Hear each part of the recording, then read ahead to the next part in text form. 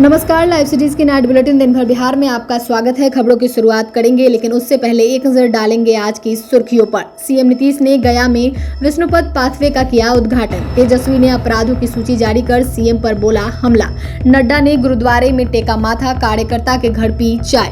पिता का अपमान कतई बर्दाश्त नहीं, भड़के चिराग पासवान। नीतीश के वादे पर रोहिणी ने कसा तंज। आईपीएस अधिकारी नय्यर हसनैन खां बने एसएसबी के आईजी। पटना में भगवान गणेश को 30 लाख का मुकुट पहनाया। थाने के सामने मर्डर करने वाला मोस्ट वांटेड गिरफ्तार। एक दिन में डेंगू के 80 केस, आंकड़ा 1000 के पार। 10 सितंबर तक बिहार में भारी बारिश की चेतावनी। अब खबरें विस्तार से। सीएम नीतीश कुमार आज गया पहुंचे। यहां एयरपोर्ट पर उनका भव्य स्वागत किया गया। इसके बाद वो विष्णुपद मंदिर पहुंचे। यहां गर्भगृह में विष्णुचरण के ऊपर माथा टेका और पूजा अर्चना की। फिर सीएम ने इलेक्ट्रॉनिक रिक्शा से शमशान घाट पहुंचे। यहां उन्होंने फल्गु नदी के पश्चिमी तट पे बन रहे विष्णुपद पाथवे का उद्घाटन किया। इसके बाद बाईपास पुल से पाथवे का जायजा लिया। पाथवे का उद्घाटन करने के बाद मुख्यमंत्री कारकेड से डीएम ऑफिस पहुंचे। यहां सीएम नीतीश ने प्रतिपक्ष मेले की तैयारियों को लेकर समीक्षा बैठक की। इस मौके पर मंत्री विजय चौधरी, डॉक्टर प्रेम कुमार, मुख्य सचिव अमृतलाल मीणा, डीजीपी आलोक राज शिरकत किए। इस बैठक में विष्णुपद मंदिर प्रबंधकीय समिति के अध्यक्ष की अन्य पदाधिकारी भी मौजूद रहे।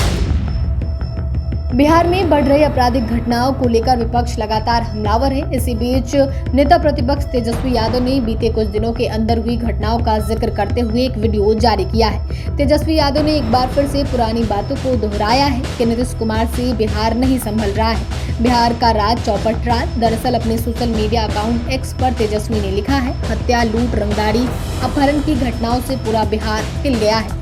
ये चंद दिनों में 100 से ज्यादा अपराधों की पूरी लिस्ट है, जो अपने आप में बयां करती है कि बिहार में अपराधियों के मन से कानून का खौफ खत्म हो चुका है। डबल इंजन सरकार पूरी तरह फेल हो चुकी है। बिहार का राज चौपट राज बन चुका है। बता दें कि इससे पहले भी तेजस्वी यादव कई बार आपराधिक घटनाओं का जिक्र करते हुए एनडीए सरकार पर वार करते रहते हैं। यही नहीं, उनका कहना है चाचा जी यानी नीतीश कुमार की उम्र हो गई है, उनसे अब बिहार नहीं संभल रहा है, अधिकारियों पर कोई कंट्रोल नहीं रह गया है। बीजेपी के राष्ट्रीय अध्यक्ष जेपी नड्डा के बिहार दौरे का आज दूसरा दिन है। आज सुबह नड्डा तख्त श्री हरमंदिर पटना साहिब गुरुद्वारा पहुंचे। जेपी नड्डा ने गुरुद्वारे में माथा टेका और अरदास लगाई। गुरुद्वारे के बाद नड्डा खाजे कला घाट के पास दलित बस्ती पहुंचे। यहां उन्होंने बीजेपी का सदस्यता अभियान चलाया। 10 लोगों को पार्टी की सदस्यता भी दिलवाई। नड्डा ने पटना में दलित कार्यकर्ता के घर चाय भी पी। इसके बाद वो पीएमसीएच पहुंचे, जहां नए भवनों के निर्माण कार्यों का जायजा लिया। नड्डा के साथ प्रदेश अध्यक्ष दिलीप जायसवाल, डिप्टी सीएम विजय सिन्हा, सम्राट चौधरी और विधानसभा स्पीकर नंदकिशोर यादव भी मौजूद रहे। इसके बाद जेपी नड्डा दरभंगा पहुंचे और इसके बाद मुजफ्फरपुर गए। दोनों जगहों पर सुपर स्पेशलिस्ट हॉस्पिटल के ब्लॉक का उद्घाटन किया। इससे पहले उन्होंने शुक्रवार को स्वास्थ्य से जुड़ी 850 करोड़ की अलग अलग योजनाओं का शिलान्यास और उद्घाटन भी किया था।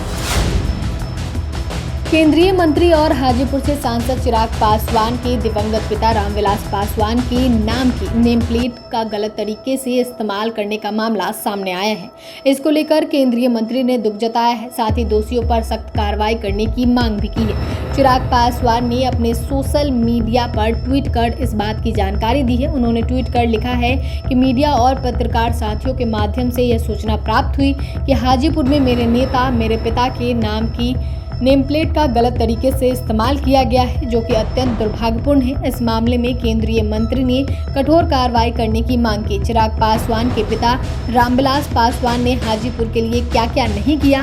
हाजीपुर पहुंचते ही उनकी नाम का शिलापट कई जगहों पर दिख जाएगा। उनके नाम की चर्चा इलाके के पुराने लोग करते नहीं थकते। मुख्यमंत्री नीतीश कुमार ने बीजेपी के राष्ट्रीय अध्यक्ष जेपी नड्डा के सामने मंच पर कहा कि 2 बार गलती कर चुका हूं, अब और कहीं नहीं जाऊंगा। नीतीश कुमार के इस संकल्प के बाद लालू प्रसाद की बेटी रोहिणी आचार्य ने सोशल मीडिया पर कमेंट किया है, कल तीज के दिन किसी ने फिर से झूठी कसम खाई, अब कहीं नहीं जाएंगे, तेरे नाम का ही सिंदूर लगाएंगे, तेरे साथ निभाएंगे, कौन विश्वास करेगा, जो करेगा वो धोखा खाएगा। इंडिया गठबंधन का साथ छोड़ने के बाद जब से नीतीश कुमार एनडीए के साथ गए हैं, आरजेडी ने नहीं कहा कि हम आगे कभी भी नीतीश कुमार का साथ नहीं लेंगे। लालू प्रसाद यादव ने तो उसी समय कहा था कि राजनीति में किसी के लिए दरवाजा बंद नहीं होता। बिहार से एक और आईपीएस अधिकारी दिल्ली केंद्रीय प्रतिनियुक्ति पर जा रहे हैं। बिहार सरकार के एनओसी के बाद केंद्र सरकार ने उन्हें जिम्मेदारी भी सौंप दी है। आईपीएस अधिकारी नैयर हसनैन खान को एसएसबी भेजा गया है। एसएसबी के आईजी बनाए गए हैं। गृह मंत्रालय ने पत्र जारी किया है। मंत्रालय ने बिहार सरकार के चीफ सेक्रेटरी को पत्र भेजा है। पत्र में कहा गया है कि आईपीएस अधिकारी नैयर हसनैन खान एसएसबी सशस्त्र सीमा बल के लेवल 14 पे मैट्रिक्स पे ज्वाइन करेंगे। प्रतिनियुक्ति के आधार पर यह पद दिया गया है। वह अगले 5 साल या फिर अगले आदेश तक डिप्यूटेशन पे रहेंगे। गृह मंत्रालय ने मुख्य सचिव से कहा कि नैयर हसनैन खान को जल्द बिहार से रिलीव कर दे, जिससे वह नए असाइनमेंट पर जा सके। आईपीएस नैयर हसनैन खान 1996 बैच के अफसर हैं। बिहार सरकार में वह आर्थिक अपराध इकाई के साथ साथ स्पेशल विजिलेंस यूनिट के एडीजी हैं। गृह मंत्रालय के आदेश के बाद सरकार उन्हें जल्द रिलीव करेगा। आज देश भर में गणेश चतुर्थी की धूम है। पटना में भी महाराष्ट्र मंडल की ओर से गणेश चतुर्थी पर भव्य आयोजन किया गया। भगवान की प्रतिमा को 30 लाख रुपए से बने सोने और हीरा जड़ित मुकुट पहनाया गया है। प्राण प्रतिष्ठा के बाद भगवान श्री गणेश की भव्य आरती की गई है। इस दौरान गणपति बप्पा मोरया के जयकारे से पूरा पंडाल गूंज उठा है। पुरुष हो या महिलाएं, पूजा के मौके पर हर कोई मराठी लुक में नजर आए। महाराष्ट्र मंडल के सचिव संजय भोसले ने बताया कि हर साल की तरह इस साल भी गणेश पूजा का भव्य आयोजन किया जाएगा। हर साल की तरह इस बार भी भगवान की प्रतिमा मुंबई से मंगाई गई। इस बार गणेश की प्रतिमा 6 फीट की है। संजय भोसले ने आगे बताया कि भगवान को हर दिन 101 किलो मोदक का भोग लगाया जाएगा। 12 सितंबर को राज्यपाल राजेंद्र विश्वनाथ अर्लेकर खुद यहां आकर भगवान की पूजा करेंगे। इस बार राम मंदिर के तर्ज पे पंडाल बनाया गया है। पटना के रानी तालाब थाने के गेट पर गोली मारकर हत्या करने वाले माफिया रंजीत चौधरी पुलिस ने उसे गिरफ्तार कर लिया है। बिहार एसटीएफ ने उत्तराखंड के ऋषिकेश से गुरुवार को ये गिरफ्तारी की। बालू माफिया रंजीत पर 2 लाख का इनाम था। भोजपुर, पटना, झारखंड के पूर्वी सेबू जिले में रंजीत पर हत्या, लूट, रंगदारी, आर्म्स एक्ट, पुलिस पर हमला समेत 27 केस दर्ज है। रंजीत की पत्नी को डर था कि यूपी बॉर्डर पे उसका एनकाउंटर हो सकता है, इसलिए उसने रंजीत का एक पुराना वीडियो वायरल किया जिसमें डीएसपी पर रंजीत को मोहरा बनाकर हत्या करवाने का आरोप है। इसमें डीएसपी पर रंजीत को मोहरा बनाकर हत्या करवाने का आरोप है। बिहार में डेंगू का खतरनाक ट्रेंड सामने आया है। संक्रमण के 7 दिन के अंदर ही पेशेंट को काफी कमजोर कर रहा है, जिससे मरीजों की मौत हो रही है। 24 घंटे के अंदर 2 मरीजों की मौत ने स्वास्थ्य विभाग को भी चिंता में डाल दिया है। इस सीजन में पहली बार 6 सितंबर को एक दिन में 80 लोगों की रिपोर्ट पॉजिटिव आई है, जिसमें सबसे ज्यादा पटना में 38 लोग डेंगू से संक्रमित पाए गए हैं। सरकारी आंकड़ों में अब तक बिहार में डेंगू के 1006 केस सामने आए हैं, जिसमें 6 की मौत हो गई है। स्वास्थ्य विभाग ने अलर्ट जारी किया है। इसके बाद भी मरीजों की संख्या कम नहीं हो रही है।